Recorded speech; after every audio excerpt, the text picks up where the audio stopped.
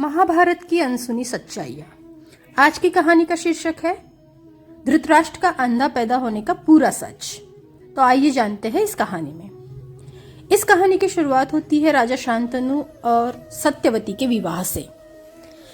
गंगा के उन शांतनु को छोड़कर जाने के बाद शांतनु एकदम अकेले हो जाते हैं। फिर उन्हें दूसरी स्त्री से प्रेम हो जाता है जो कि होती है सत्यवती।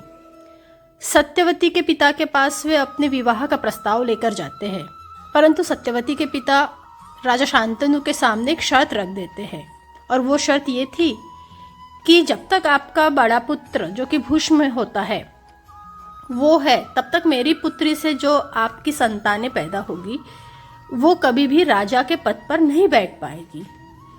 तो यदि आप मुझे आश्वासन देते हैं कि मेरे पुत्री से जो संतान पैदा होगी वही राज सिंहासन पे बैठेगी तो ही मैं आपसे मेरी पुत्री का विवाह कराऊंगा। अब राजा शांतनु बहुत दुखी हो जाते हैं क्योंकि वो भीष्म से भी उतना ही प्रेम करते हैं और सत्यवती से भी शादी करना चाहते हैं। अब वे पड़ जाते हैं दुविधा में।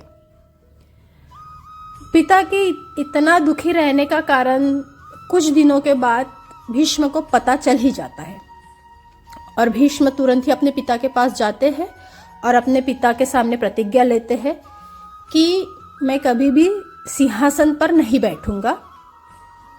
और इस प्रतिज्ञा के बाद शांतनु बहुत खुश हो जाते हैं और उन्हें इच्छा मृत्यु का वरदान भी देते हैं और उनकी शादी हो जाती है सत्यवती से। अब सत्यवती से उन्हें 2 पुत्र होते हैं, एक होता है वीरवान और दूसरा चित्रांग। वीरवान के 2 पुत्र होते हैं, पांडु और धृतराष्ट्र। परंतु कहीं कहीं ये भी विवरण है कि वीरवान और चित्रांग संतान जनने के स्थिति में नहीं थे, मीन्स वो पुत्र पैदा नहीं कर सकते थे, तो वो सक्षम ही नहीं थे। इसीलिए अब यहाँ एंट्री होती है वेदव्यास की। वेदव्यास जी को बुलाया जाता है जो दिखने में अत्यंत कुरूप थे। पौराणिक कथाओं के अनुसार अब यहाँ 2 नहीं 3 पुत्र पैदा हुए थे। पहले थे धृतराष्ट्र, दूसरे पांडु और तीसरे थे विदुर। अब धृतराष्ट्र के अंधा पैदा होने की कहानी सुनिए। जो कि वेदव्यास दिखने में बहुत ही कुरूप थे, तो जब धृतराष्ट्र की माता का वेदव्यास से संभोग का वक्त आता है तब वह अपनी आंखें बंद कर लेती है। इसलिए धृतराष्ट्र जन्मतः अंधा पैदा होते हैं, ऐसी ये इसके पीछे की धारणा है।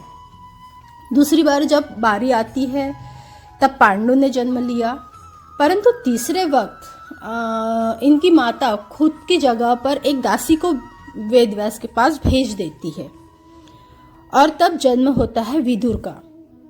तो ये सब सच्चाई है या फिर ग्रंथों में लिखा गया है कि धृतराष्ट्र इस कारण अंधा पैदा होते हैं और विदुर को दासी पुत्र विदुर भी कहा जाता है।